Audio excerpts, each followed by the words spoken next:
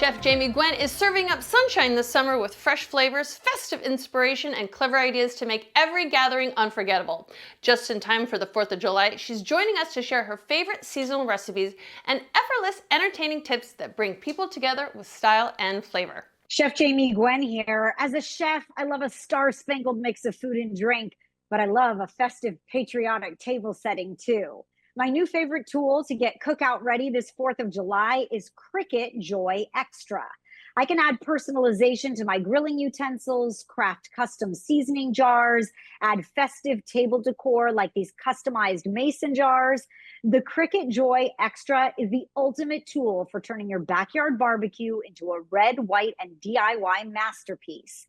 You can cut 50 plus materials like vinyl, cardstock, and iron-on. It also writes and foils, makes professional looking full color stickers, labels, cards, tags, and more. It is so much fun. Now, I love recipes that scream USA, so I made this patriotic sheet pan cheese board. Just use your favorite red, white, and blue snacks, and don't forget the cheese stars. And my July 4th party is never complete without a pasta salad. This is my summery antipasto pasta salad made with fresh mozzarella, garbanzo beans, and salami for protein, the sweet bell peppers, the cherry tomatoes, and of course, my favorite Pearls all natural black ripe olives. This is everything you love about a classic antipasto, but with pasta.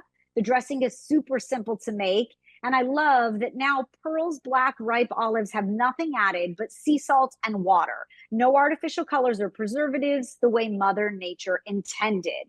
Last but not least, this is a totally fun, super simple way to serve fruit or dessert or both at your backyard party. Just fill waffle cones with fresh berries or cut fruit, sprinkle in some bite-sized cookies, and you have a handheld treat that is totally edible. For more inspiration and delicious recipes, visit dailylounge.com. Back to you. Thanks, Chef.